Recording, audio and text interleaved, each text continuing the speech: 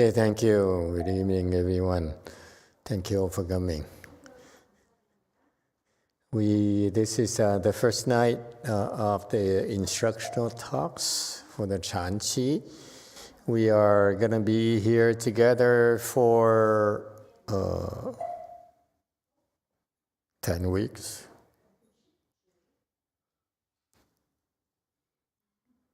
That's a lot. Okay, so brace yourself. The way that the Chinese Chan traditionally does it is to grind it out 24 hours a day. Okay, and that's the goal, is to grind it out. Okay, and it worked for them very, very well. Okay. For us, it doesn't quite work because this is new technology to the United States. Therefore, for us here locals, the concept of spending more than 2 months of your life doing nothing is revolting. Okay, so un-American. Okay, we have no time to waste. So that's why it's a struggle for us, for the Chan Qi to really take hold in America. Only a handful of people would be willing to take it. And I doubt that anyone would have the time to spend like 10 weeks on a Chan Qi. Okay. I love it to do 100 days as in the Chinese tradition.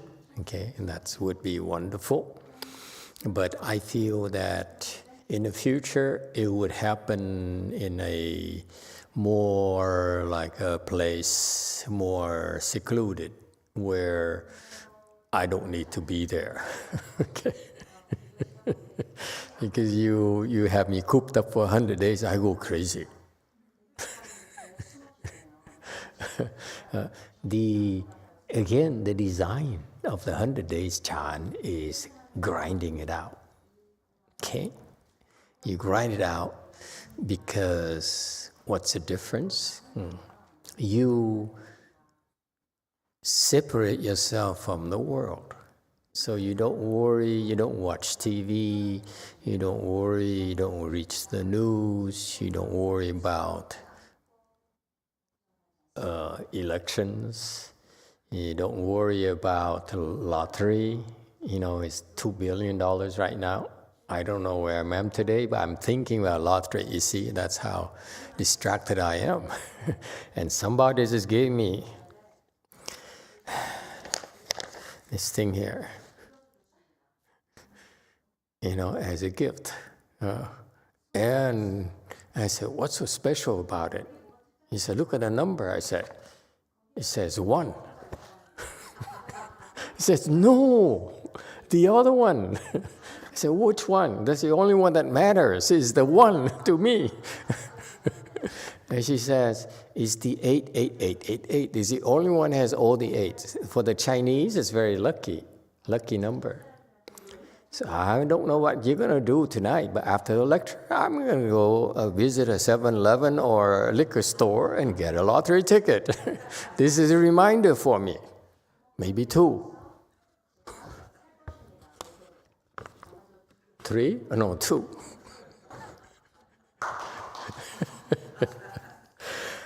I rest my case because you're in civilization, you get all sorts of distractions.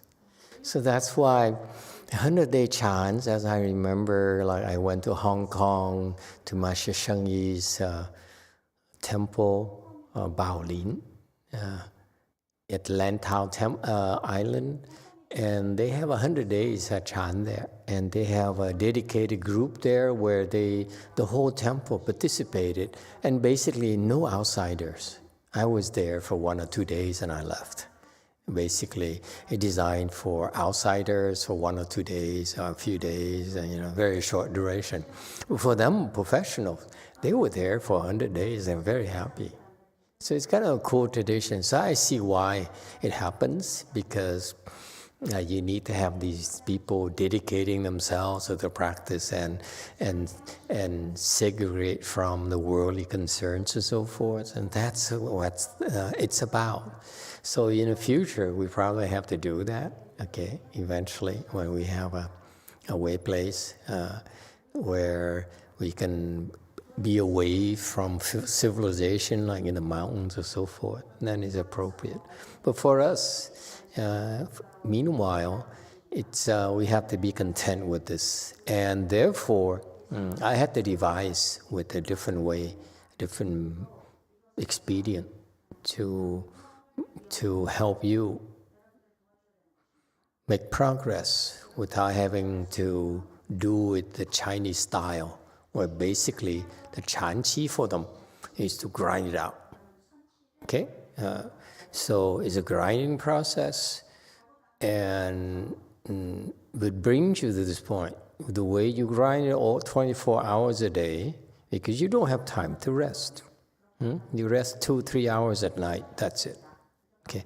And that process tires you out and makes you stop thinking. Okay? Yeah. When you're tired, your mind, your thinking mind will come to an end, because the thinking mind is a drain of your energy and you don't realize it. So that's why it's very important for them, for these types of events, to be separated from civilization. Because civilization is a constant reminder for you to think, to process, and to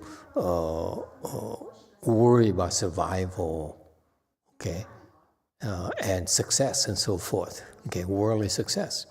And you need to separate from that so that you will stop these types of worldly concerns, which will enable you to stop thinking, stop processing.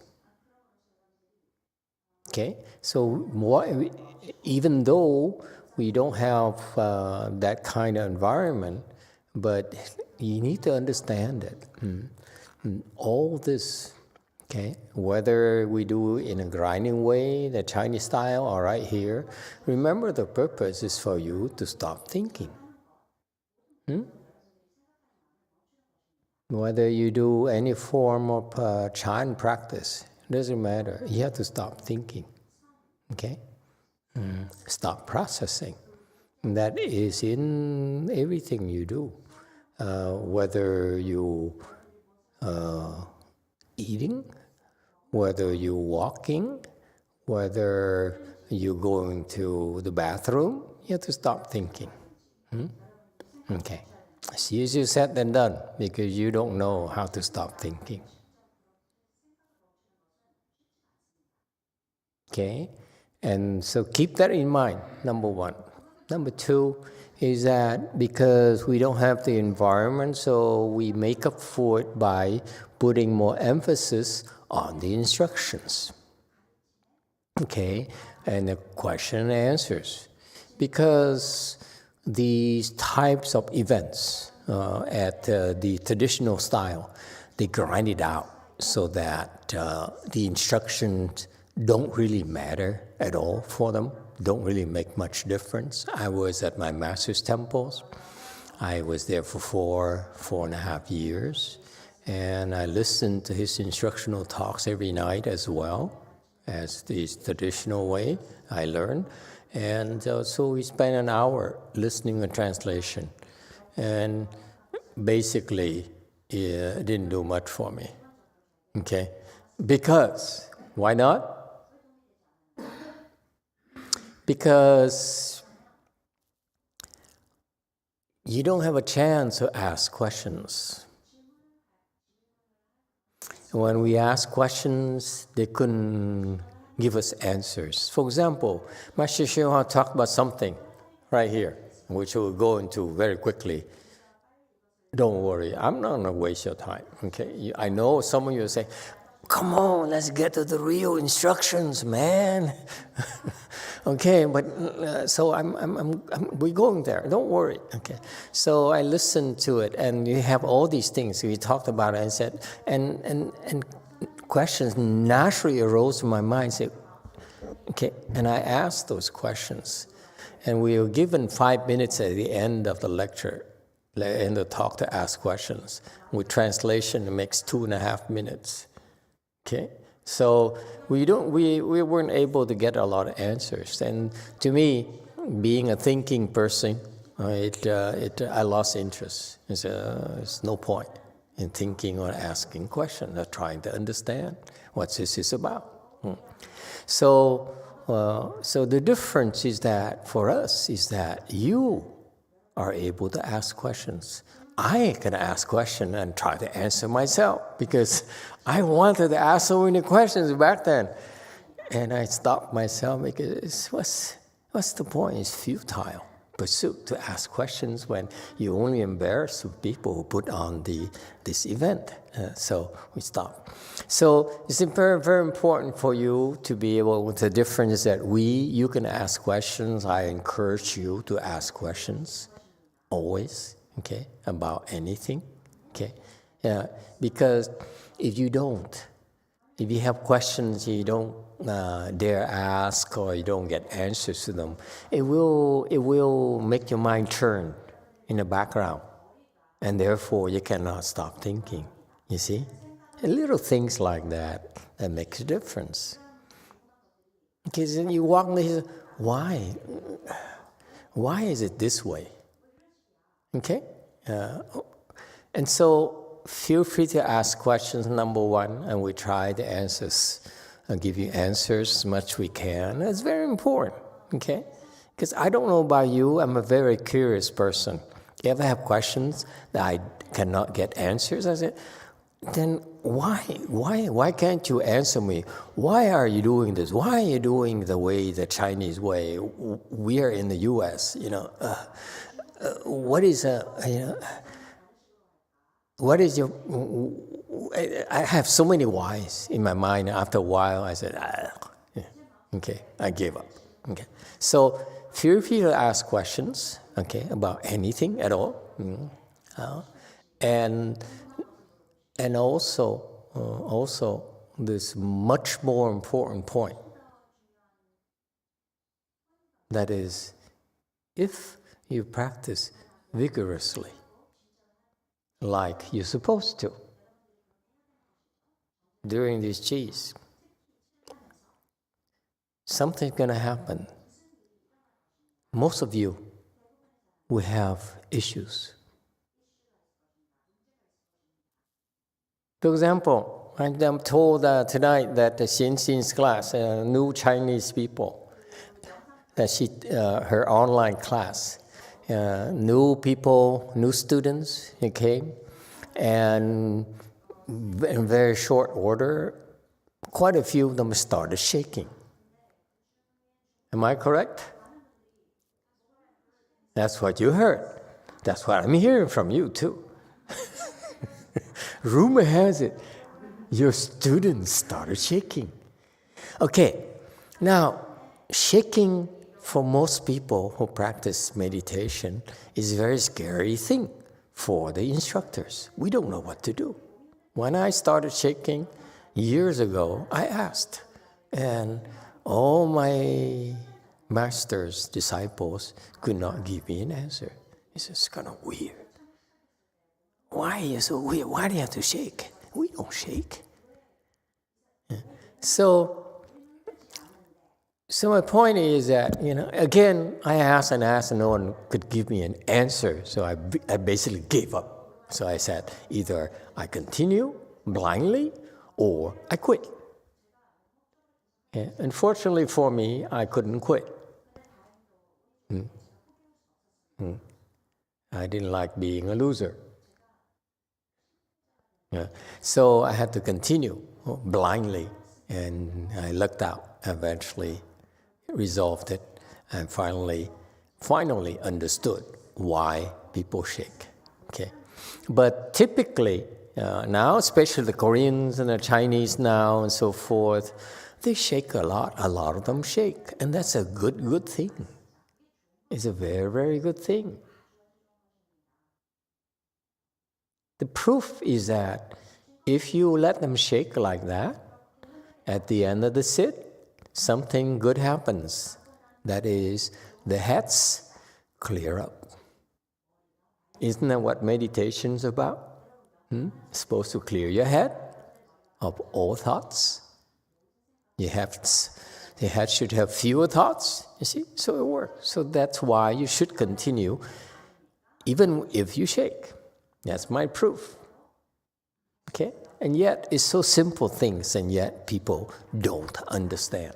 And that's why typically when you meditate, you're going to have these issues, these problems. And that's when you need to ask questions. That's when you need some guidance to help save time and make sure that you're on the right track. Okay? Invariably, my experience the last 16 years of teaching Chan to people different kinds of levels, to very low to very, very high, is that with the instructions, it helps speed up your progress. So that's the difference between us and the traditional Chinese style. In Chinese style, they have certain procedures where you stick to. That's fine, and it worked.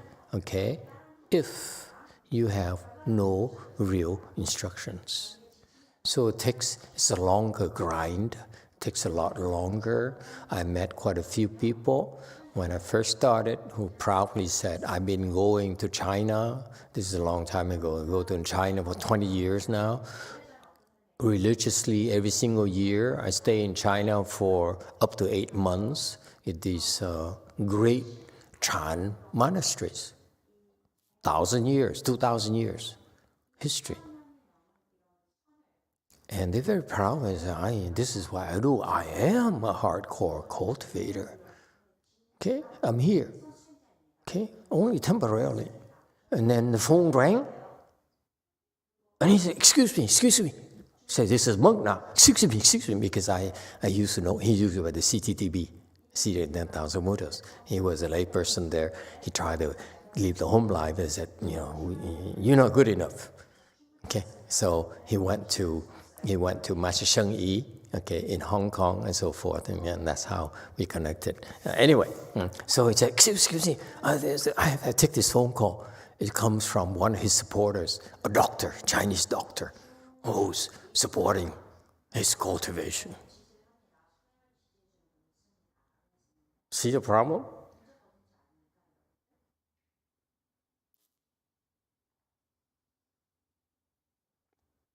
If your cultivation depends on someone else that you feel obligated to, you are in big trouble. Just imagine that you're in China, in the midst of the Chan Qi there, and your doctor supporter or lawyer supporter or patron calls and said, my daughter is sick with COVID-19. I don't know what to do. My wife is worried sick. Huh? What are you going to do?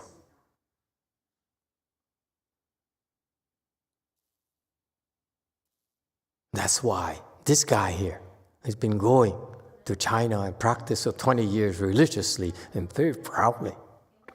He's a very devoted Chan practitioner. 20 years. How impressive it is. 8 months, he says. Typically, I go there for 8 months, he says. I was so impressed. I said, wow, I wish I had your blessings. How do you find your supporters? I said, I don't know. Word spread around. And now looking back, I said, 20 years? Why your level is so low? We Americans would not put up with that. If I'm an American supporter, if I'm an American doctor who supports your Chan practice, I demand results. You know what I mean? Which brings up another anecdote. There's a Chinese Chan master who practiced very seriously, very vigorously.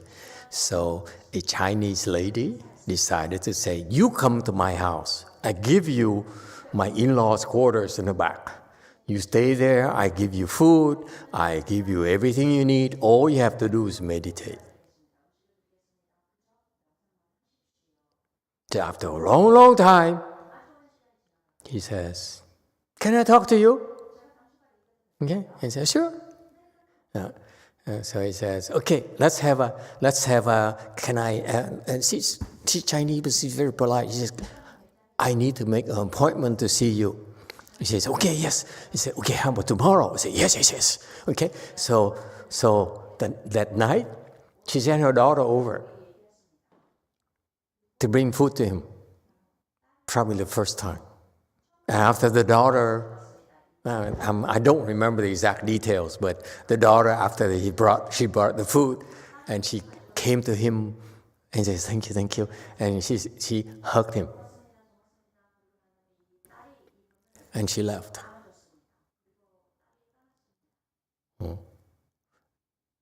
And so next day, the lady came to see him, and they said, so what do you think? What have you learned? All these past 10 years I've been supporting your practice. He says, well, I'm not sure what I learned. But last night, when your daughter came and gave me the food, brought me the food, and he ate dinner. You realize that? Anyway.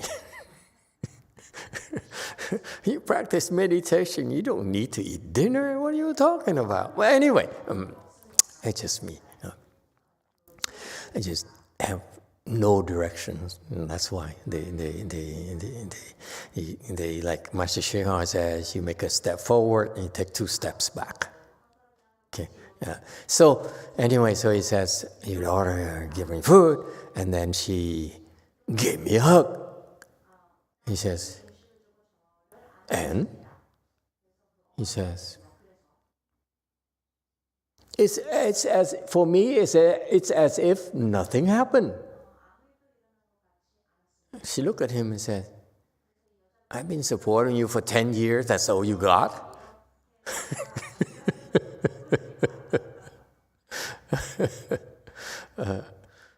And eventually, he continued to practice. She said, okay, I give you another chance, basically, Chinese style, Chinese way. American, I give you another chance. Chinese said, continue to practice, okay?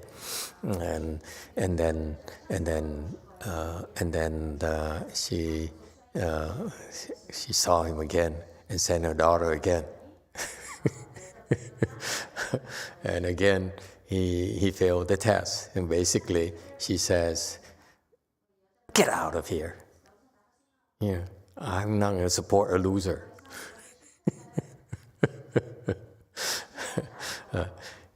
So my point is that, especially in America, when people support you, you need to show some results.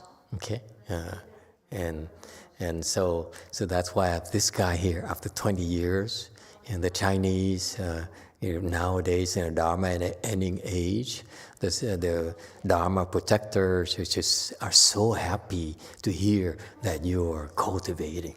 Okay, you're devoting your life to cultivation. They don't even ask for results. Okay, yeah. But anyway, 20 years of support, and he really got so little to show for, which is pitiful. So my point here is that you can grind it out, but it is much more efficient to get guidance. Okay, grinding out works for a very limited number of people, superior people like Master Xu Yun, who could grind it out his entire career.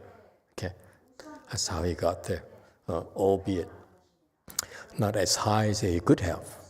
if he had some better directions. Okay. Anyway, that's why we're learning. We make sure that we learn from the great teacher. Don't waste time. I'm trying to remind you not to waste time. Listen to the lesser instructions. Master YongHua to me is the best I've seen.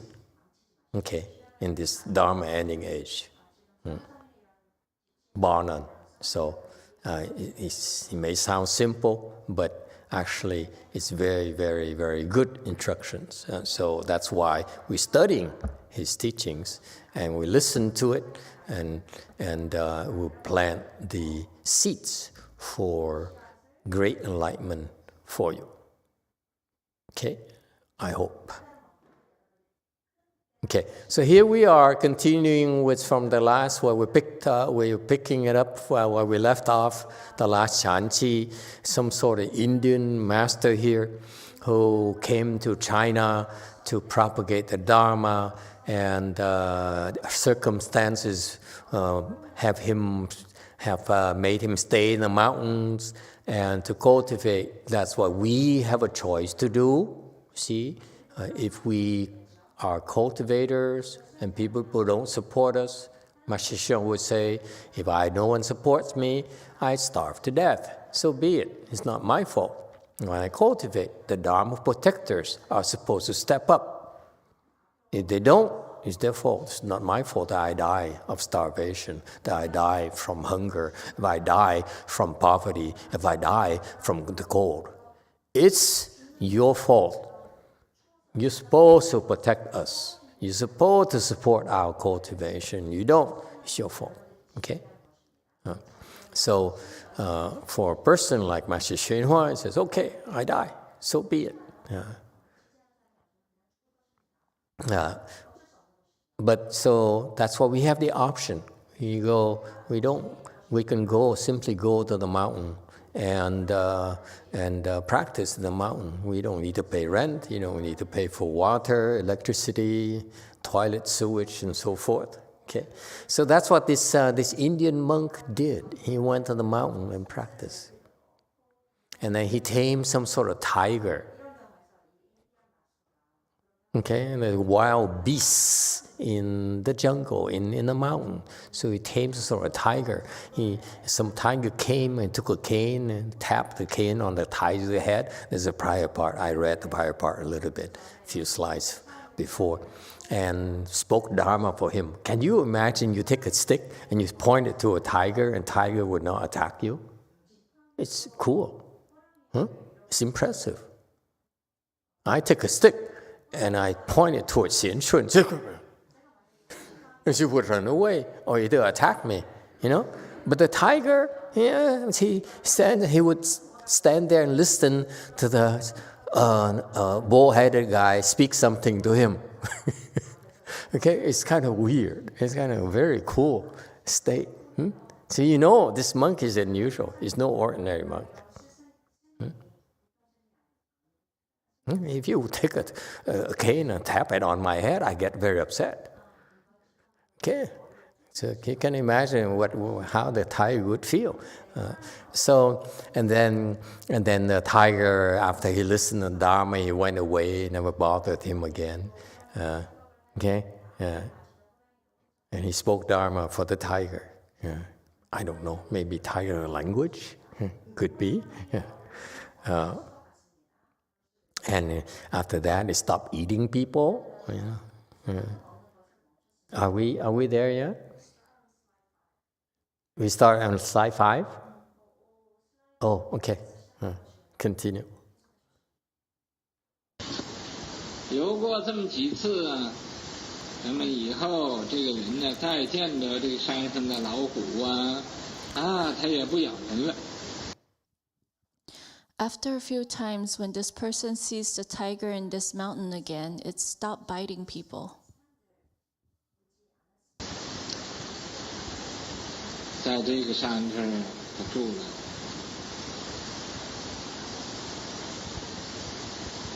大约有1-2年。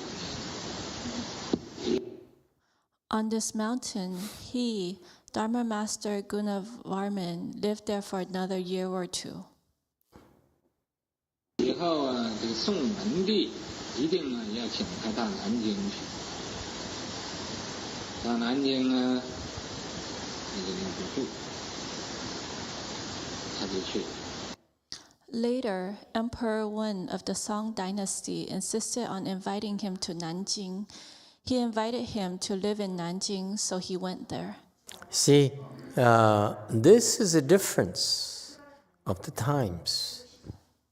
Okay, back then, the emperors, our leaders, have blessings. And that's why they appreciated the Buddha Dharma. They appreciated, they understood the importance of spirituality. Nowadays, you don't have such leaders anymore. You know, back then the emperors would sponsor the monks and build temples and so forth. Nowadays, they don't. Nowadays, it's tax breaks. It's all money driven and votes driven. Okay, and that makes it much more difficult for people to cultivate. And so the emperor heard of him, and so you understand the mindset of such an emperor. He says, "I'm looking for virtuous people, and I heard this virtuous person. Let's invite him, okay, and so that we can." Benefit from his wisdom, from his insights. So that's why he invited the Indian monk to move to the capital city.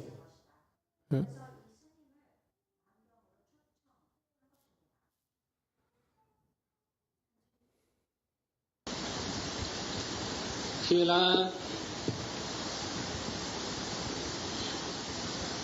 这个宋文帝呀，就对他讲。 我现在呀，做皇帝，本来我也想吃斋。 He went there. Emperor Wen of Song said to him, "I am now the emperor. Originally, I wanted to be a vegetarian." 但是在我这个环境之下，也没不可能，这个情形呢。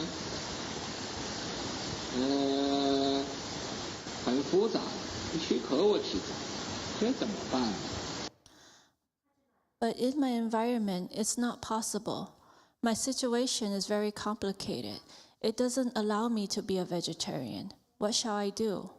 Okay, now, one thing that you need to be aware of, we talk about how the Chinese emperors used to honor the monks of virtues, wisdom, and that's the tradition they set for their own, not the country alone, but what they did for those great emperors, they taught their own children the importance of seeking out the wise teachers, okay, and seeking out the Dharma. Because you look at the Dharma as a treasure, as a real asset to the country. So far, so good. Those are the blessings from the emperor and blessings from the people. Now it's not the case anymore, so we need to be aware of that. And now, at a smaller scale, we're not talking about the emperor of the nation. I'm talking about the emperor of the household. That lady, that man there. Okay? You listen to this, and you should also look at yourself, that you are in a position of influence. You have the foresight, and you can make a difference to your family. So back then, the people had the blessings. That's why they had a good emperor who would stir them in the right direction. Okay? It's not just the emperor's blessing alone, but also the subject. They have blessings, they have virtues. But now we don't have it because let's not go into politics, okay, Chan Phong? He's going to get all upset again. But you are the emperor of your family. Keep that in mind. You make a huge difference, can make a huge difference in your own children's life, your family's life. That's it. That's all you can do right now. Don't forget it. Okay? Yeah. Continue. So the emperor here, he said, all of a sudden he says, I want to be vegetarian, but I can't. It's too complicated. It's not as simple as it sounds. What do? There is beluga, caviar, there is champagne, and there is excellent French food.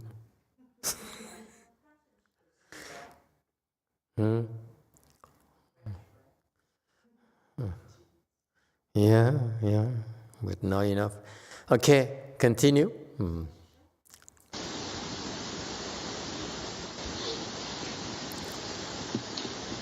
他就对这个宋文帝说是皇帝的修行和老百姓的修行是不同的。老百姓呢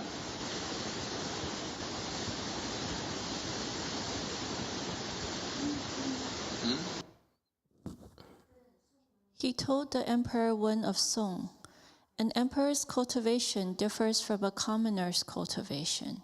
A commoner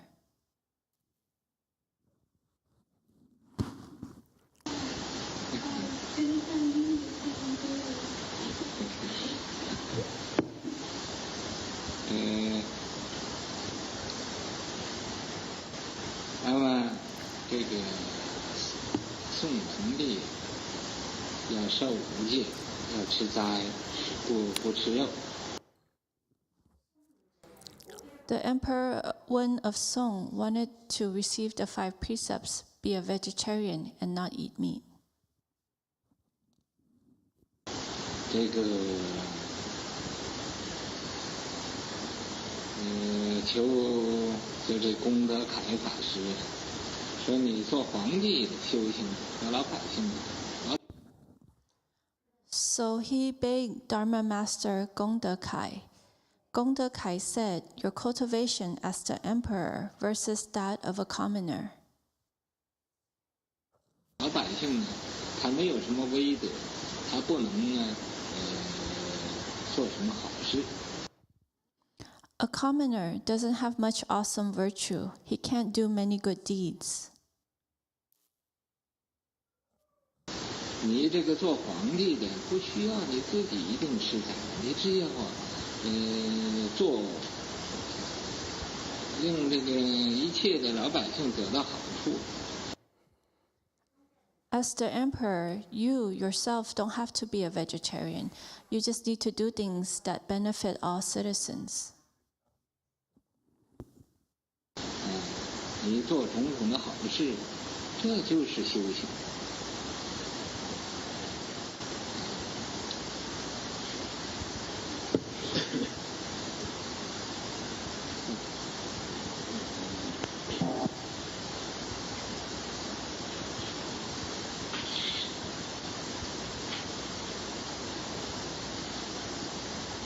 这个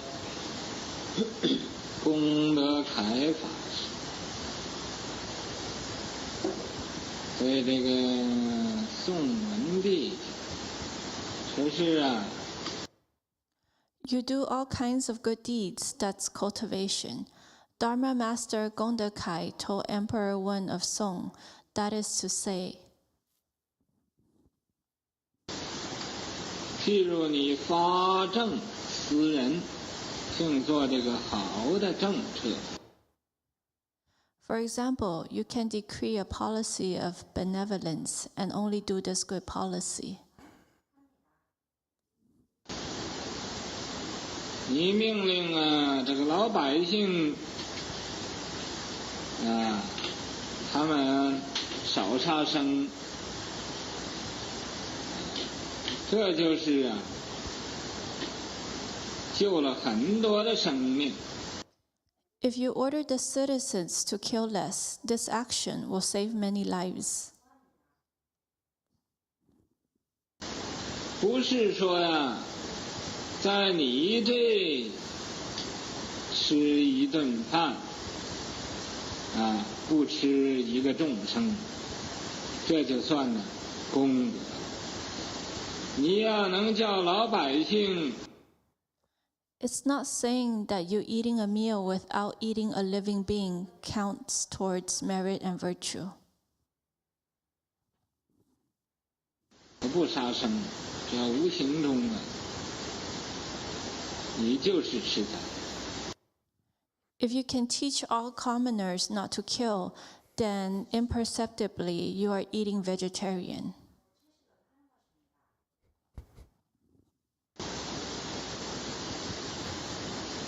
你叫老百姓的孝顺父母，这也就是你孝顺父母。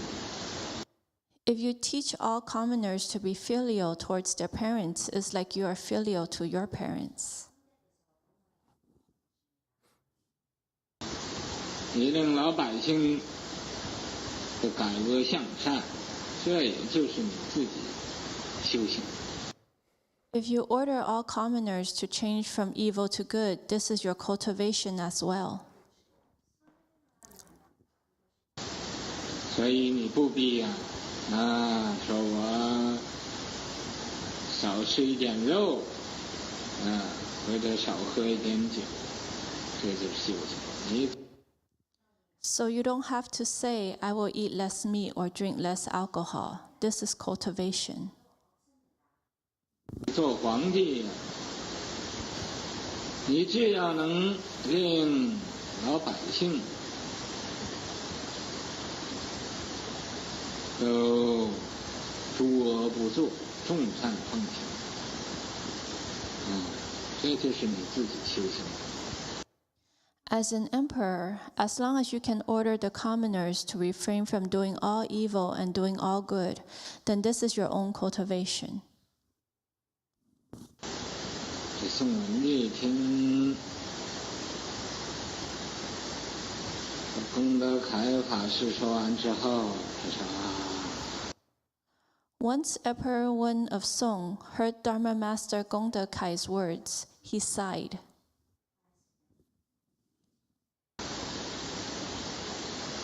这个一般的沙门呢，他们都迷远；一般的儒者，他们都迷近。 Ordinary Sramanas are all infatuated with conditions. Ordinary Confucians are all infatuated with sutras or scriptures. Okay, just for clarity, change infatuated are all confused about conditions. It's not infatuated, confused about conditions. Because I want you to listen to this and understand what he's trying to say, and then we'll discuss it later, okay? So if we let you, we allow you to be confused by this, confused by sutras. It's not infatuated. They're confused. They don't understand. That's what Gongda Kai was telling the emperor. Continue.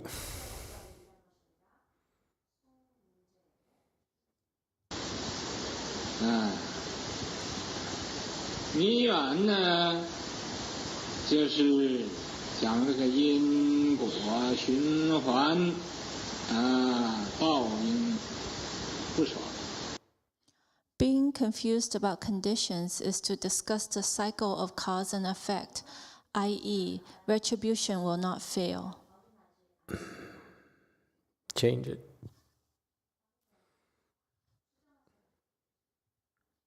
Okay, very good. Continue.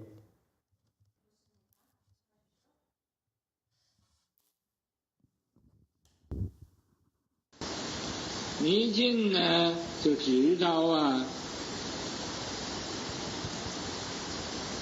这个文章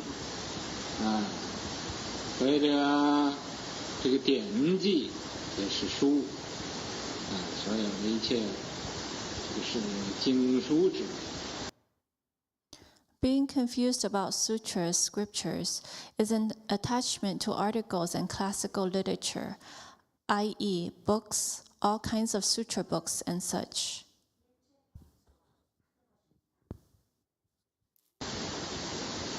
今天我和法师你这一个谈论呢，这真可以了然天人的大道。 From today's discussion with the Master, it really gave me a clearer understanding of the great Tao of heaven and human beings. Yeah, don't do Tao. Tao is there. Tao, it uses a D. Yeah. It's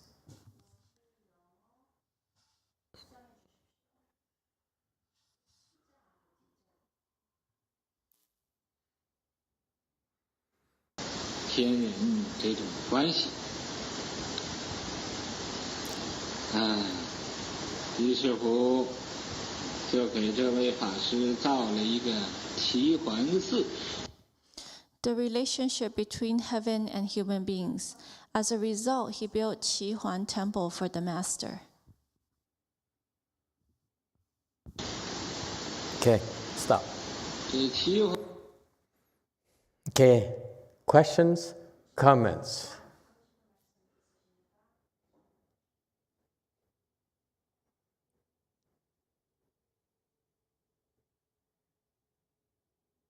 You have no questions?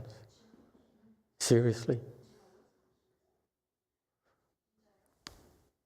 Back there. Master, so back to the slide Which slide? 19 and 20 is that if you were to teach other people not to kill, become vegetarian, or be filial to your parents, you don't have to be filial, then you already become filial and become vegetarian. So does that mean that I teach other people how to cultivate, I don't cultivate, and I'll become enlightened? Yeah, basically he's saying that if you teach other people to cultivate, you don't have to cultivate. That's what it sounds like to me as a Westerner, educated person. Huh? I think only if you're an emperor. Only if an emperor. Yeah. But I'm an emperor in my family. I But teach my he's family. talking to an emperor. I'm emperor in my family. I'm sorry, ma'am. You may not think so. I'm an emperor in my family. In the Chinese, it says all commoners. 你教老百姓都孝顺父母。 Yeah. 老百姓。 Lao Bai Xing is my family. No, it's not. No, you don't get it. There is a sphere influence. Emperor is big. I have an influence on my family. I think the number counts. The number of people counts from this context when I read it in Chinese. No, it doesn't. Your number is too small. Lao Bai Xing is too small. It should be 千百姓, 万百姓, 一百姓. Yes, there's a question there in the back. No? Okay, no questions, no comments. 7. Oh, thank you, Master. The one part where it says about the focusing too much on causes and conditions, causes and effect, isn't that like the Pratyeka Buddha method of reaching like Pratyeka Buddhism? To focus on cause and effect? Why is it not good? Yeah, it matters. What are you talking about, you sacrilegious person? Cause effect is a universal rule. How dare you? Question, cause, and effect. Yes, 4. Master, I sort of agree with Wenbo Shenxing. When Heng says it is a few people that he's gonna affect, when the emperor says it, he's affecting his whole, the whole kingdom, all his people. When Master says it, you're affecting all your disciples. That's a lot of people. But when Heng says it, it's only a few people. So it doesn't have the same meaning. Go ahead, Ahun. Master, so if Donald Trump tell you to cultivate, meaning that he's become enlightened?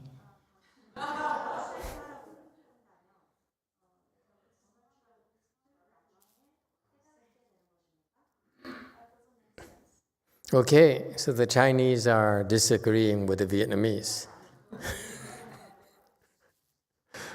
Yes, what do the non-Asian think? 7. Thank you, Master. You know, when I hear do the best with what you have. And when they say that the emperor has awesome virtue, that it's the same type of thing you were saying before with the vows to save all living beings, that this is an instance in which you take on the mind of an emperor to make a great decision to help as many people as possible. And every person that you do help is an example of an awesome virtue. Okay. Makes sense to me. Anyone else has any problems? Yes, number 4. From Jane, 区名, 百姓 means 100 surnames. 老百姓区名 his people. Okay. Same thing. I stand my ground. He has his people. I have my own family.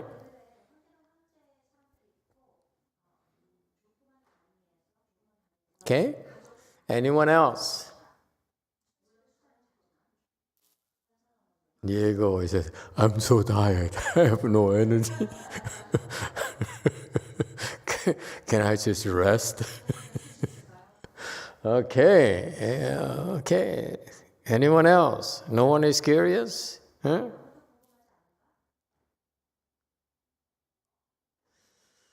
Okay. Let's share it for 6. Master, I was wondering, does that mean that, let's say we have children and grandchildren and somehow we're able to influence them or help them in their practice, that then we receive blessings? Yeah, that's what the Gung Te Kai, Indian monk, was saying. You don't have to do it. You just have to put more emphasis on teaching others how to do it. Similarly, like I say, I'm too old, I'm too busy, so you do it. You become enlightened. Then I also become enlightened. That's my cultivation.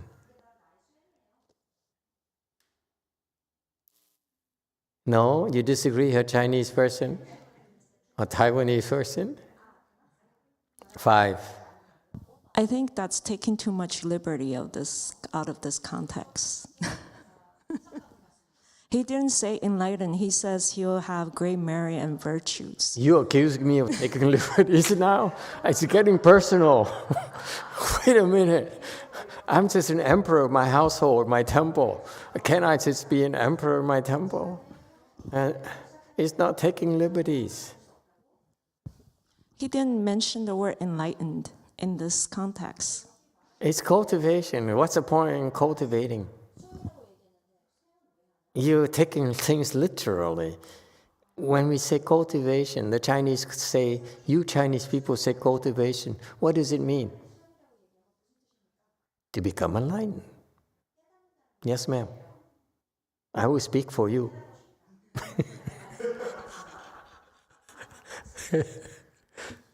Yes, Master. You may disagree, but when we say 修行, the Chinese say 修行, cultivate, it's for purpose, but it's implied. When they say cultivate, is to become enlightened.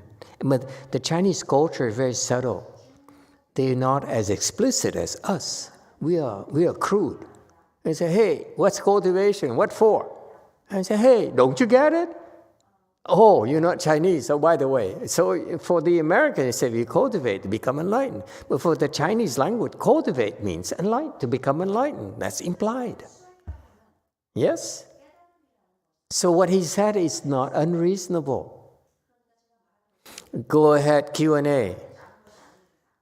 What a lively discussion. I discuss my own subjects. It's okay to disagree. It's okay not to agree. Yes, Q&A. Phật, thầy con không hiểu, có thể là cái lời chỉ dạy của vị tăng này quá cao siêu, hay là cũng có thể là lời dạy của ngài không có đúng theo con nghĩ. Nó có một trong hai trường hợp đó, nhưng mà thường thì mình phải làm thân giáo, là mình phải làm trước rồi mình nói sau, chứ mình nói cho thiên hạ làm mà mình không làm thì con thấy nó không có được suôn sẻ lắm. Emitofuo, Master, I might not understand the teaching of this highly Sanghan. Maybe because his teaching is too superior, so that it might be right or wrong. So to me personally, I think that you have to 身教, like you personally cultivate first before you tell other people to do so. Yeah, cool technology. You can look at his eyes, his face when he's talking. Way in the back there. I only see like a shadow because the lights are so bright here from where I sit. But now I actually can see his eyes and his glasses. He has no hair. So how cool technology is. Okay, anyone else? It's so cool. Yes. He's right in a sense. Oh, now Diego is woke up. You're a bad role model for Ron. Fourth day, Ron can look, in 4 days I can lie down like him. Yes, go ahead, 3. Thank you, Master. I think, like for example, in my case that I'm cultivating right now, and my wife, she's taking care of all the things in the house. So I was thinking that she may have a lot of blessings because she's helping me be here. She won't be able to cultivate now, but she's planting the seeds for doing it in the future. So I think that's what happens with the emperor. He's helping all of his subjects. So he's planting the seeds that in a future life he will be able to really cultivate. Yes. Okay. Speaking like a smart politician. Anyone else? Isn't it interesting? It makes sense to me. Go ahead, Q&A. Con nghĩ cái lời khuyên của vị sư người Ấn này đó là nó không có chấp vào tướng. Bởi vì khi mà một ông vua mà dùng cái đức trị để cảm hóa muôn dân thì cái đó nó quan trọng hơn là cái chuyện ăn chay hay là ăn mặn. A Di Đà Phật.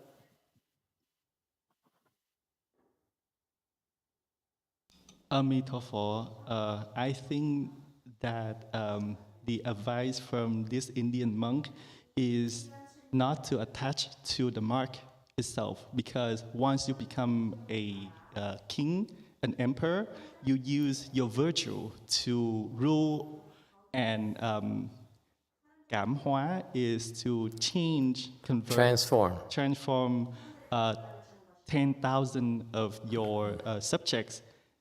That is more important than for you to become vegetarian and not drinking wine.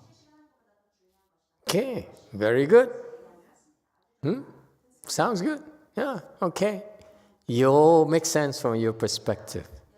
Okay, let's talk about let's discuss it. Let me give you my 2 cents worth. Okay, he says. So the emperor heard of his cultivation. So he says, we could use someone, excuse me, of your wisdom here. So please come to the capital. And he went there. So kudos to the emperor for inviting a person of virtue to the capital to shed lights on his problems and provide new perspectives for the country. Okay, that's so important. And this is a great emperor. This is something that should be encouraged, and it's not happening anymore. Okay, that's the advantage of having the emperor. So in a Chinese system where they have an emperor, and that's why they don't have to worry that much about re-election and or allegation of fraud and so forth. Okay, so there's a real advantage here that they have. That he has. So he invited here to go to Nanjing, and he went there, emperor says, I have this burning question. I want to be vegetarian. Okay, but it's too complicated. It's not that simple. I cannot be vegetarian, so how do I become vegetarian? I can't. I try to be vegetarian, but I can't. And what happened is that this is what happens when you as a monk go to the emperor's office. Okay? You now have to talk to the emperor, and you have to give the emperor something that more suitable for him, for the emperor. So he says, you're not a commoner, so you're different. Okay? My point here is that, to me, from a purist perspective, this is compromising. Be careful now. He's going to unravel a little bit later. He's compromising himself. He says, I cultivate, but my cultivation is different from yours. Therefore, I excuse you from being vegetarian. I can be vegetarian, others can be vegetarian, but you can be excused. Okay? That is a compromise that usually occurs because you're under pressure. You're given all these honors, all the attention, the promise of support. You don't have to go back to the mountain anymore. And so it's tempting for you as a monk. Sangwok is laughing now. He says, okay? If you go to the, you go and there, this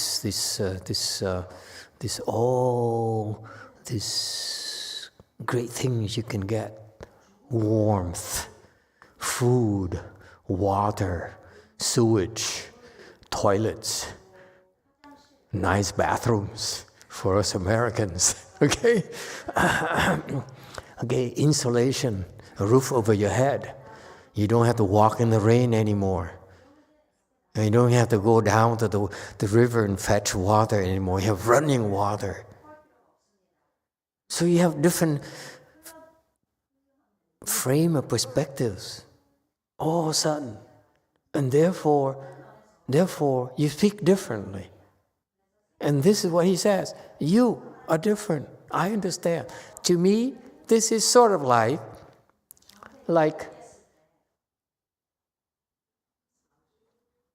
parallel, the parallel worlds. Okay? I cultivate, we cultivate, but you don't have to. But your cultivation is different. Why does it have to be different? Are you kidding me? So you're exempt from the commoner's cultivation?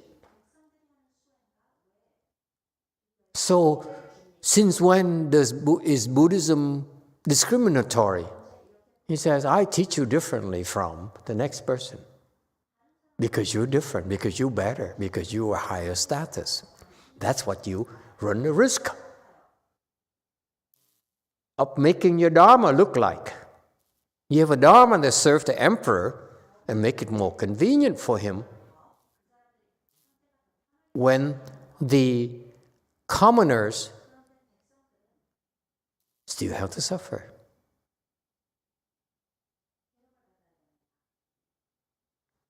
That Dharma is fine. Okay? Okay? But it's not pure Mahayana. I doubt that Master Shua would say that. I doubt it very much.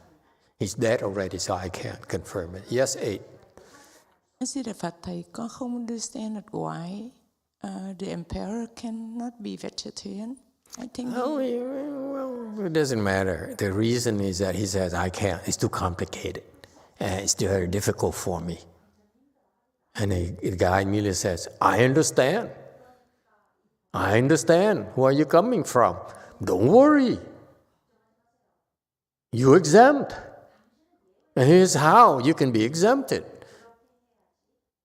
Sound like You don't need to know the details, but the point is that he's too quick at jumping to the rescue the emperor. That's my problem. Yes, 4. From Brady, changing food habits to vegetarian is a method of achieving the greatest good to the greatest many. Come again? Changing food habits to vegetarian is a method of achieving the greatest good to the greatest many. Yes, true. Continue. From Zhihong, in Chinese, we also say 上行下效, which means what is done at the top, those below will follow suit. That is also how the awesome virtue is manifested, another way of teaching. Absolutely. Buddhism is to teach by example. You cannot say, you should be vegetarian, but I, as an emperor, don't have to be vegetarian because I have state duties. I had to drink with the other emperors. It's necessary for me to force a strong relationship with other emperors because I need to drink with them, I need to go hunting with them, I need to go eat meat with them, lobsters with them, steak and so forth.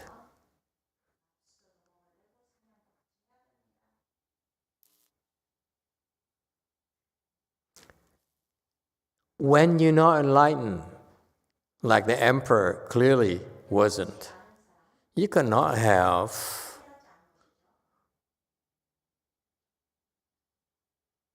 exemptions like this.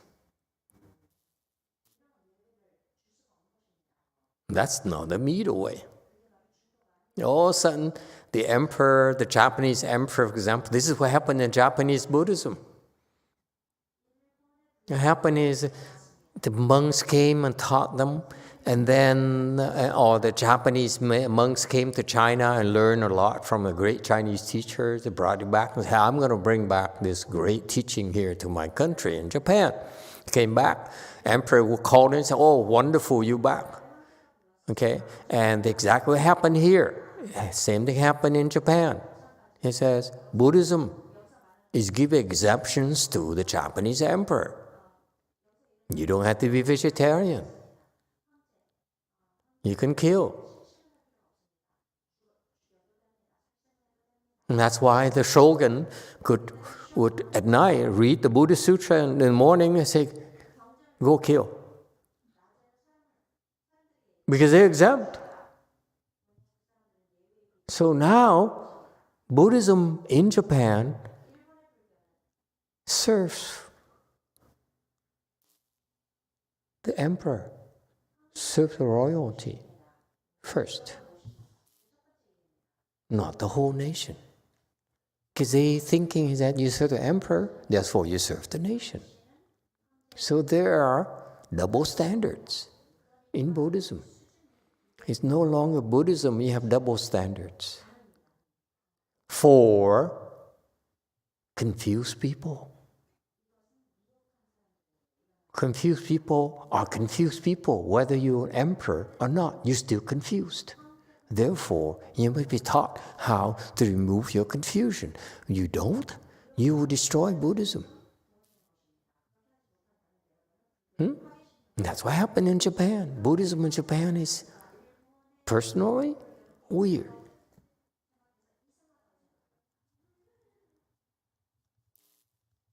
The double standards for confused people.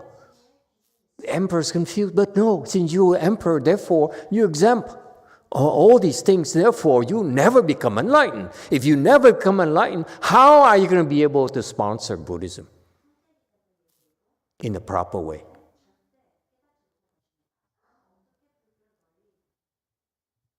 If I allow a Chinese doctor who sponsors me to tell me what to do, or influence my actions, how can I cultivate? I'm asking you. It's a very fundamental question. If I need to answer to you. I need to answer someone who pays for my bills. That's bound to happen. Yes? This is why the Chinese Chan masters would not go to the capital city upon the emperor's invitation. They say, hey, it's not going to work for me. I can't teach you. You're looking for a Dharma from me to suit your needs as an emperor, not as a confused emperor.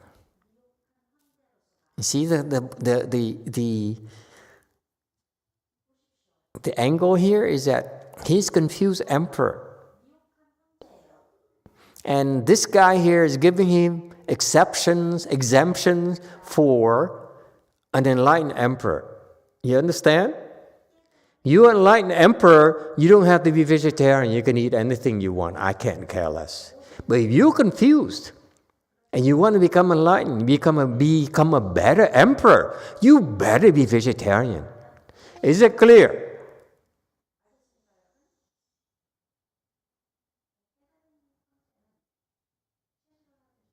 That's why this kind of brand of Buddhism cannot go very far with the emperor, with the country. It didn't last. I don't have any writing or any things from this Gunther Kai, Indian guy. If he has it, I would throw it in a trash can myself.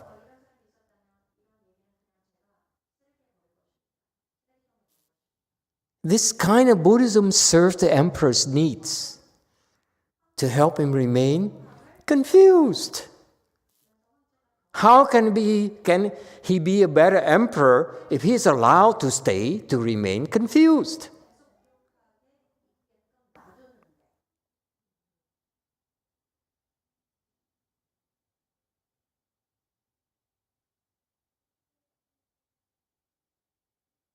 This is not a popularity contest. It's not because we need to say something to make the president happy or the emperor happy or the party secretary happy, whatever, okay? It's about what we tell you to help you remove your confusion. That's our jobs. Not to perpetuate your confusion. Because this guy, the emperor, started with a good intention. He says, I want to remove my confusion. I feel that being vegetarian is a good thing for me to get started. Instead of encouraging it, he says, no, you can be exempted. That's what you say to emperors, to please them.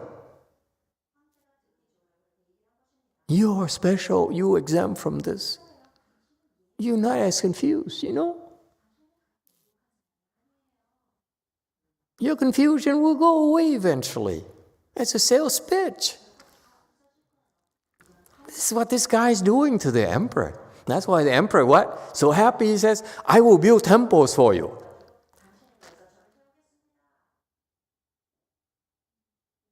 I will sponsor a lot of monks and nuns. And the guy went away and said, see, I helped Buddhism become stronger in China. My mission accomplished. Better in the back. Mission accomplished. I built temples. I have monks and nuns studying Buddhism. Resounding success.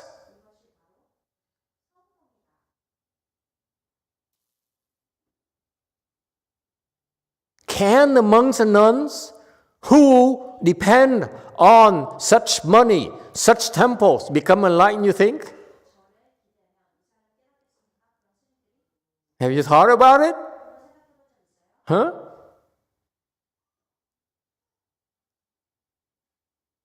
If this temple here, you came to do a chanchi, came about because I stole money from others, I cheated others, okay? In order for the big goal of helping humanity, helping build Buddhism, what are your chances of becoming enlightened if the foundation of your cultivation of this chanchi is based on corruption and thievery and delusion? The food you eat will be tainted. The water you drink. Okay? Yes, 6. Brady has here, surely you cannot be a confused emperor and really be enlightened, right, Master? Come again? Brady McBride has here on YouTube. Surely you cannot be a confused emperor and really be enlightened, right, Master? Of course not. I feel for this emperor. He started with good intentions. And this guy says, you know what, I have a way, I have an exemption for you. I would throw him out myself. I want no special treatment, you hear? I'm confused. Treat me like a confused person. That's why I ask.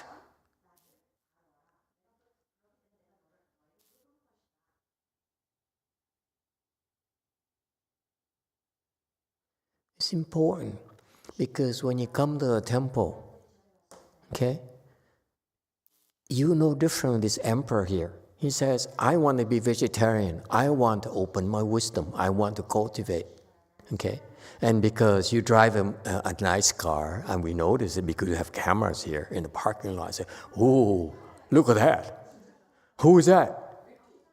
It's Vicky, Lexus, SUV. Okay? So, treat her differently. You know, I remember I was at Blue Mountain Temple. Okay, that tiny, tiny temple over there is not even a temple, like 2 houses put together. About the size of 2 houses put together. And Gu Yin, it's there because Gu Yin was cooking for us. Okay, back then. It was good times back then.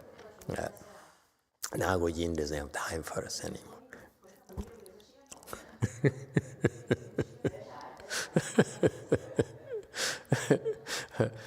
So I remember we were very poor, and no one took us seriously. And because the relics came,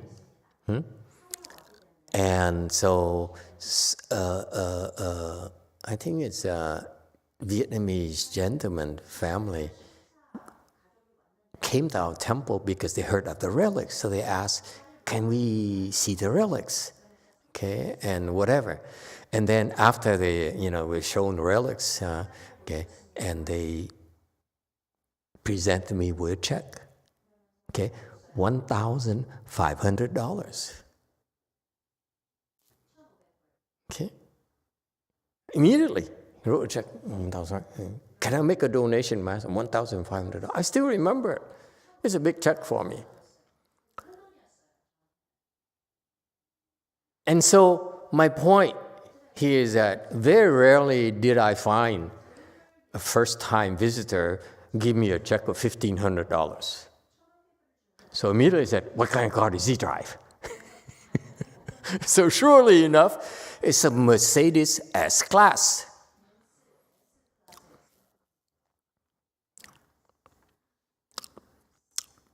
Five something, it's not even four.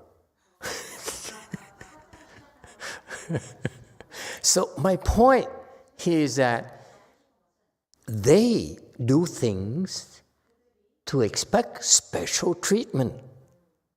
So what did I do? I took a check, and I put it in my pocket, and it's only later I found out $1,500. I usually take a check and put it in my pocket, okay, to show, oh, thank you. Okay, I don't go like this. Because if I go in like this, I'd be, oh, thank you so much. Okay, so put it like that. And later, that's when I found out the amount. But he was disappointed. It showed in his face. I mean, he said like, is that all? Thank you, that's it? No tea? You're not going to talk to me? Seriously? I just spent $1,500 for nothing? You got my point? This guy expects special treatment, and the monk gave it to him immediately.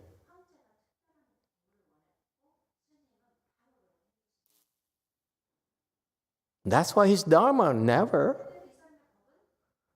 didn't last very long.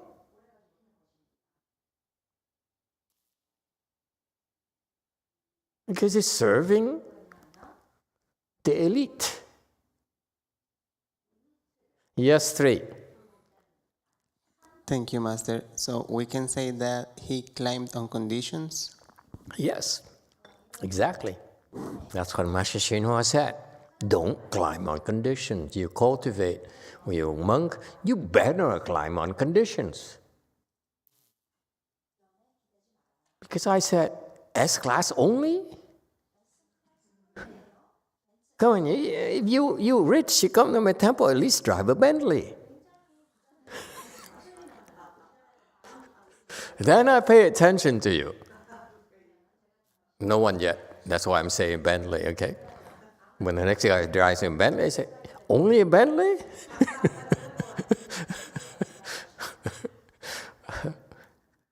Maybach, man. Anyway,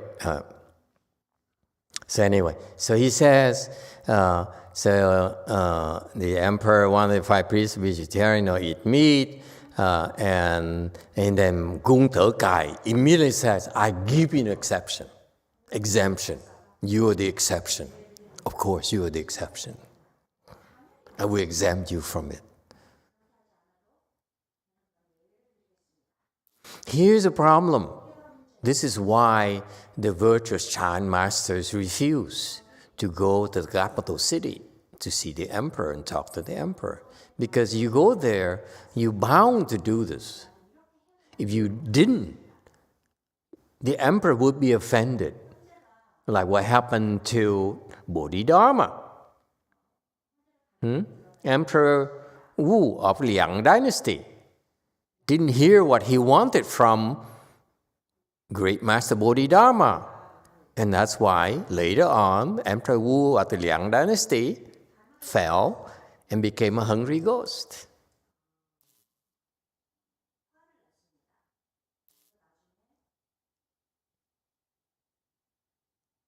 His mistreatment of Bodhidharma precipitated it.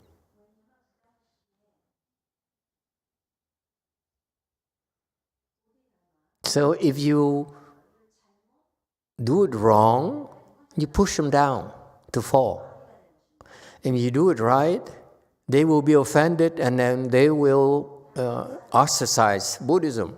This is why you're better off not getting near them.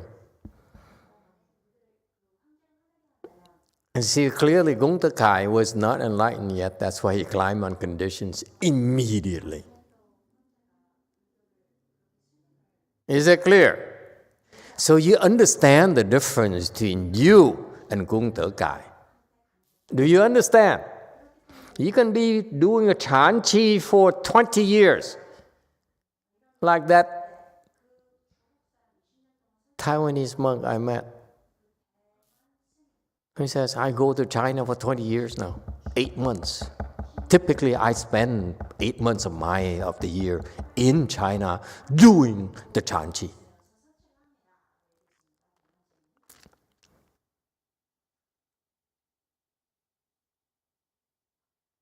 But if you do that and you don't have the proper foundation, you can't get very far.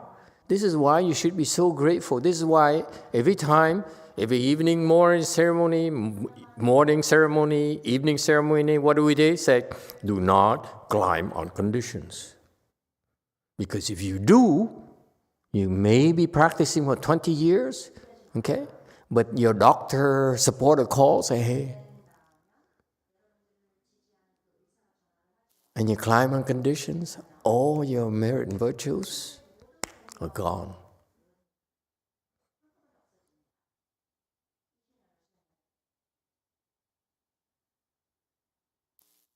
It takes people like Bodhidharma, like Master YongHua, who decided to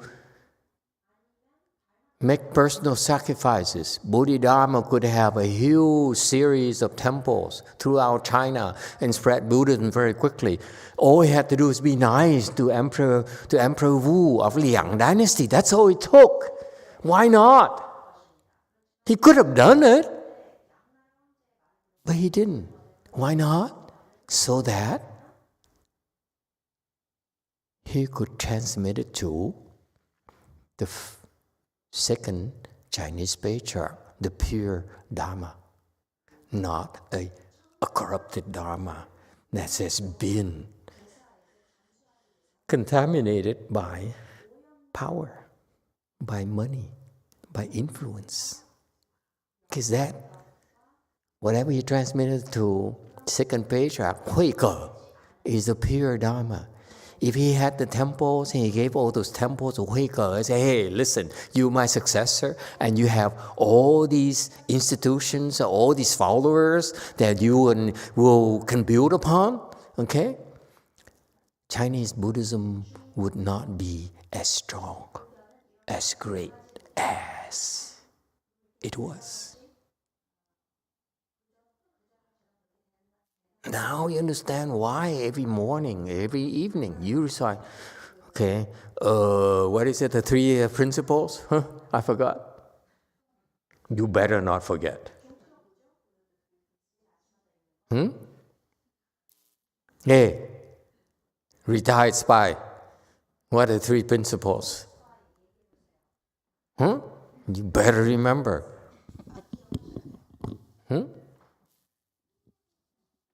Mô Phật và Thầy. Mình Quảng Ngân muốn nói thì cũng hơi dài nữa.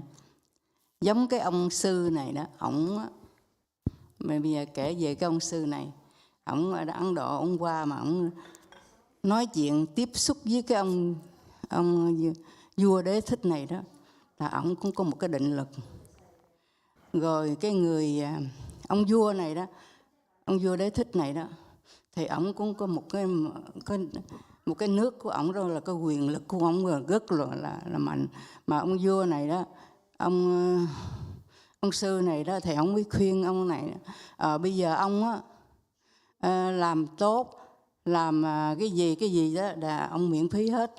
Là ông vua Đế Thích này, ông nghe ông cũng tung luận theo, thì ông cũng độ được một số người, chứ không phải là không đâu. Mà cái ông sư này đó, ông cũng độ được cái ông vua Đế Thích này nữa.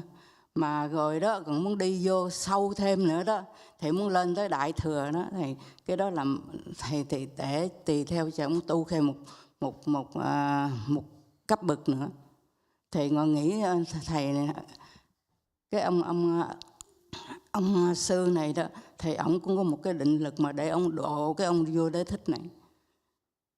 Ông vua Đế Thích này đó, là ông một cái nước đó, là ông cái quyền lực ông rất là mạnh, biết không? Ông muốn người ta sống là sống, muốn người ta chết là chết, muốn người sao. Mà ông độ được cái ông này đó, ông khỏi ăn chay, ông miễn phí rồi này kia, là cúng một cái tốt của cho một cái đất nước này. Thì ông sư này ông cũng độ được cái ông vua Đế Thích này những cái giống ngày Hòa Thượng Tuyên Hóa vậy đó. Nói ông Bút đó, cha Bút đó, Ông á, bây giờ muốn nghe lời tôi đó thì ông trong vòng 4 năm cái tiền lương này ông lãnh, mà ông có dám làm không? Ông bố trong không có dám làm, bởi vì không có dám làm thì sư phụ đó thì cũng không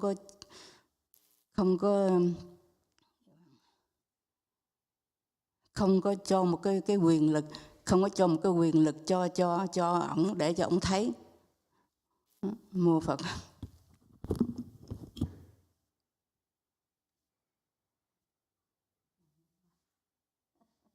Emitofuo, Master, Boyin would like to say something, but it's kind of long.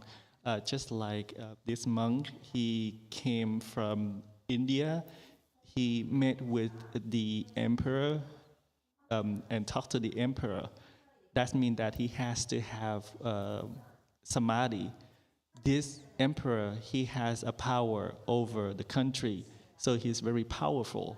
So then this monk taught the emperor to do that, and the emperor do as instructed. That means that the emperor actually crossed over many people, not just like that. But if he wanted to go deep into Mahayana, he has to cultivate in a different level. So therefore, I think that the monk can cross over the emperor in that way, must have samadhi, and he also cross over many, many people in that way. Just like Venerable YongHua, he wanted to cross over the Bush father. Master Hua said that if you wanted to continue to become a president, you must not receive for your your wages for 4 years. Therefore, I think Venerable YongHua wanted to teach the Buddha fathers that way. Mm-hmm. So that's why it's important for you to appreciate the foresight of Master YongHua. He says, 动死不攀缘，饿死不化缘，穷死不求缘. Got that? That's the spirit.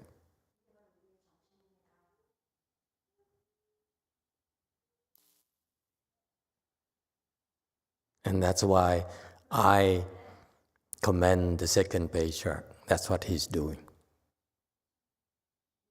It got transmitted to the second generation.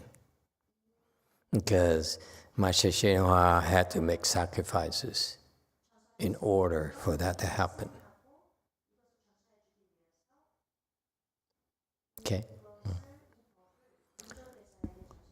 So he says, oh, you exempt, you're not a commoner. You don't have much awesome virtue. Waiter. Waiter here is not awesome virtue. Here, waiter here in the sense of you don't have the ability to keep people in awe, or your influence, power influence. Okay, but it's okay. You understand the concept here.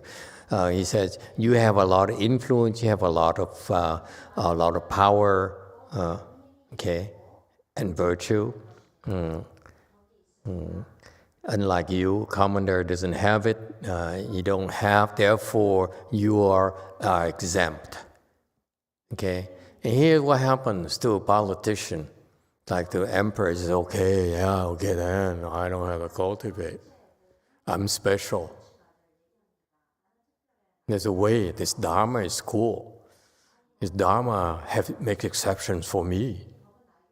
Even though I'm, still confused, I'm exempt.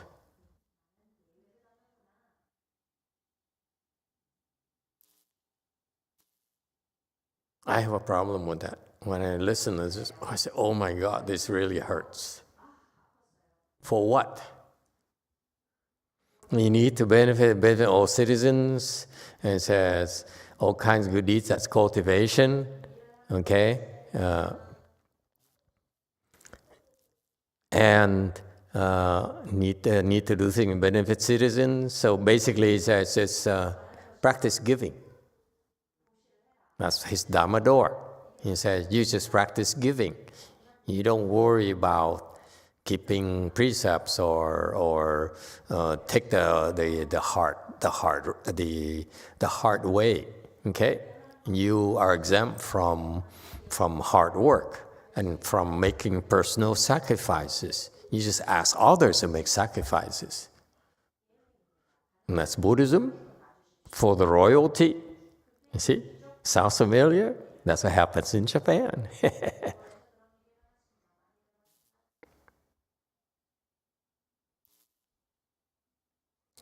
You can decree policy benevolence, only do this, do policy. You have to tell them to kill less, it will save many lives. You see, of course it's true. And this is a sales pitch from a monk using the Buddhist principles disguised as Buddhist instructions. It's just a sales pitch. This emperor says, I want to cultivate, I want to be vegetarian. Can you help me? He says, no, you don't have to be vegetarian. It's too difficult for you. Well, you know why not? Because you are special. This is what I, as an emperor, hear from what this monk was telling me. I'm special. Continue to be special. So there's a Buddhism for the emperors and Buddhism for the commoners. Isn't that cool? I stick to the Buddhism for the emperor.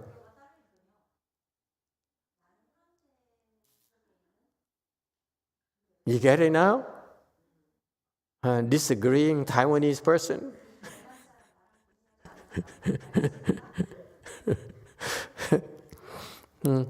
See, so now because you are one, and you only have to worry about yourself, worry about the 老百姓, the 1,000, the 10,000, the 10 million. If you get them to do the good deeds, you don't have to. It's the same as you doing good deeds.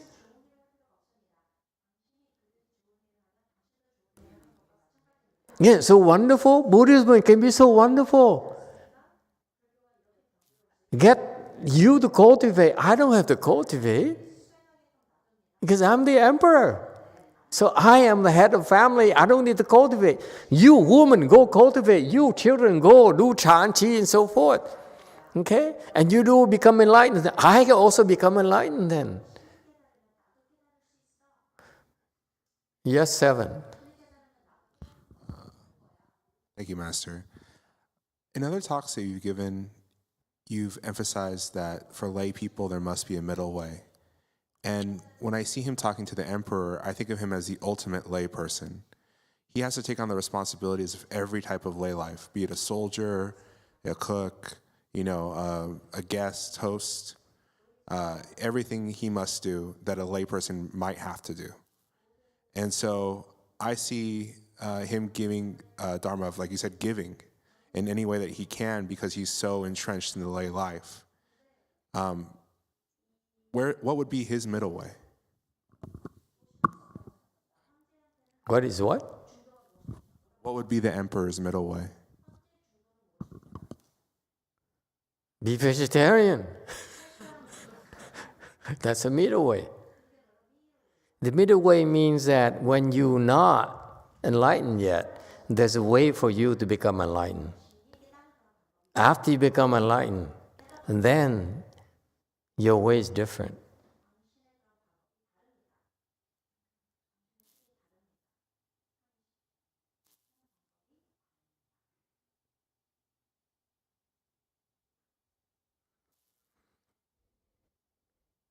So that's why it's very important to differentiate when you are confused. The teachings are designed to help you end your confusion. When you are no longer confused, it's different.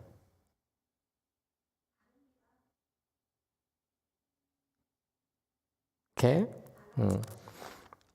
So this emperor is confused, so he can only have to teach the commoners not to kill, and therefore he's being vegetarian. What kind of Buddhism is that? I never heard of any such thing.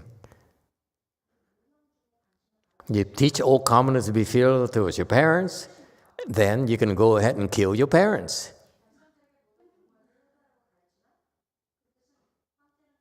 Because you only kill one set of parents, whereas you have 100 million people who are being filial to their own parents. Therefore, this is nothing.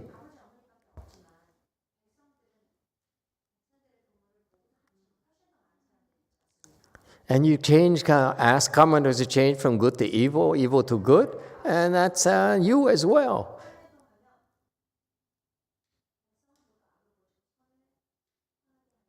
So you don't have to eat less meat or drink less alcohol because you're getting others to cultivate for you. It's just like this lady here says, my husband will cultivate for me, and therefore, therefore I'm cultivating. Duh. Sounds good? Buddhism is wonderful. As long as you order a commoners to him doing evil and doing good, then this is your own cultivation. And he's so happy, he said, this is such, Buddhism is so wonderful, I will build temples for you. And you know why? I never heard such great things. Because the other monks could not explain it to me because they're confused about conditions. And the confusions, they are confused about principles only. They can't advise me in what to do. And what is confused about conditions, I talked about, the cycles, the cause and effect, retribution will fail. Because, hey, I'm exempt. They couldn't even understand I'm exempt. You see that? That's what it means. I read this, what is it talking about? Oh, yeah, him. I'm exempt. I'm exempt from cause and effect. This Buddhism is fantastic. And the Confucians who brainwashed the Chinese very well, Asians very well. You lucky you're not Asian. We all brainwashed by Confucius. There's some good parts about it, but when you get to a high level, it's so darn confusing. Confucius was very good for stupid people who need to be kept in check to serve the emperor.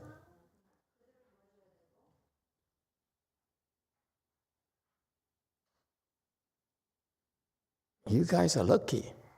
You know, you're not Asian, trust me.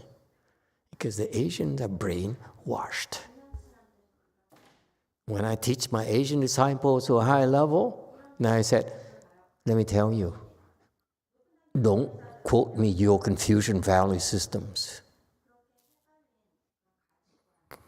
It doesn't apply to me, doesn't apply to us.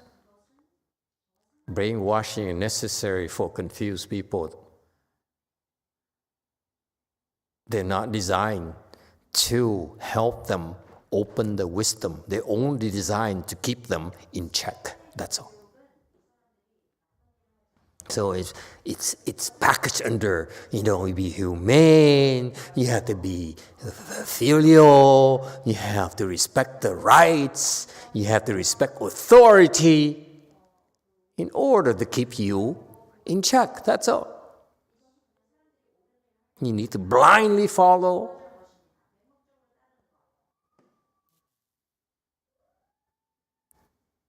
Okay, so that's why they have a lot of articles in classical literature, and they say these are the principles of humanity, humaneness, of etiquette, and so forth. Okay, I'm not saying they're not important.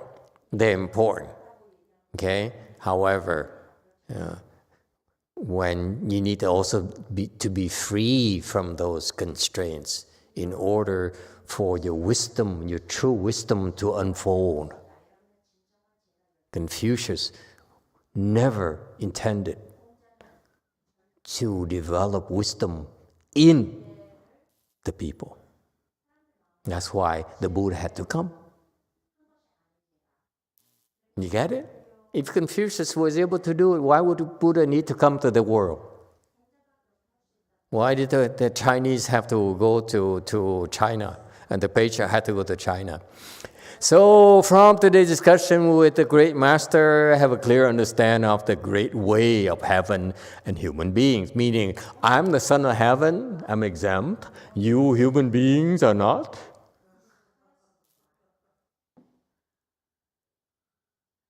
It's disgusting. I read this, I feel like barfing. What kind of Buddhism is this? You cannot teach confused people this way. There's no foundation for this guy, for his brand of Buddhism.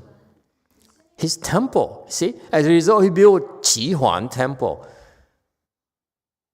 You give me that temple, I would take it, but then I would sell it right away. Because it's corrupt. I don't want it to be known as a Buddhist temple. I would take it because it costs money, okay? Sell it so, to a non-Buddhist person so that it ceases to be a Buddhist temple. We have our standards.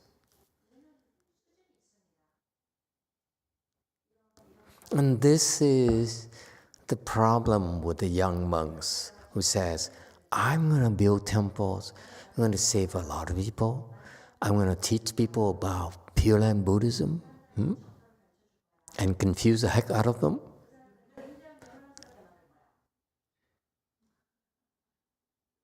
But at least someday they'll be saved. Buddha said so. You recite my name, you'll be guaranteed rebirth to the Pure Land. It might take a little bit longer, but at least you get reborn to the Pure Land. Isn't it better?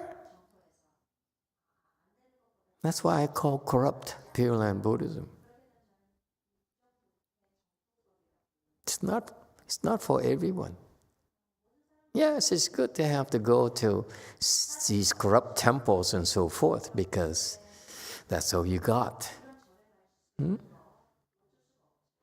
It's okay too. But not for us. No thanks. And the sixth patriarch, all the great patriarchs says, no thanks.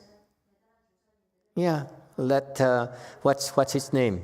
Sheng Xiu go to the emperor, okay, and get the royal patronage and build a lot of temples and make Buddhism such widespread throughout China. Wonderful. Sixth patriarch says, not for me. I will teach my followers, my handful of followers. That's good enough. Okay? Buddhism is big enough so that it has Sheng Xiu to serve such people, the Lao Bai Xing. And then the sixth patriarch says, I'm going to teach only, a superset of people. That's it. So that Buddhism had different levels. I'm not saying he shouldn't do it. Okay? This Gung Te Kai is okay. If he builds temple and he talks to the emperor like that, it's okay too. There's nothing wrong with it. But not for us. Not for me. That's all I'm saying. I'm not taking our high road or anything. I'm just saying Buddhism has many different gradations, many different levels. Which one do you want? Is that clear? That's all. It's your personal choice. We're not going to stop you from going to, Qi Huan Temple. Go, have fun. But when you come back, take a shower.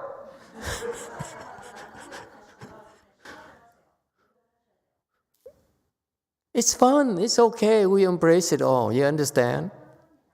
Please don't understand that I'm a high road. I don't care. And this is inferior. No. For us, it's that it's not for us. Buddhism still serves Japan well in a certain way, okay? It helps. It prepares them. Just like my late father, he went to a lot of teachers. Vietnamese teachers, famous ones, and Tibetan teachers, and all those things. Eventually, he ended up on Master YongHua, and that's how I look at that and say, oh, they're being prepared to go. It's okay. That's Buddhism too.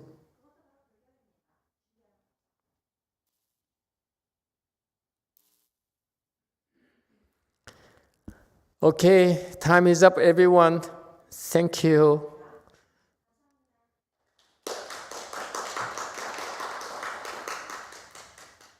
So remember, Super Lotto. Now back to the real world, okay? We talk all we want, but we still need to eat tomorrow.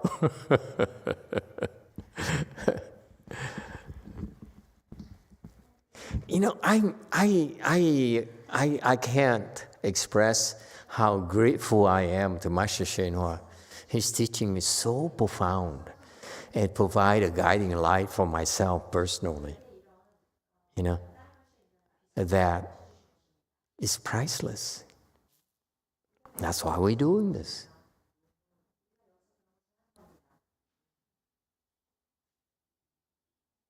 Spread the word. He's a great teacher.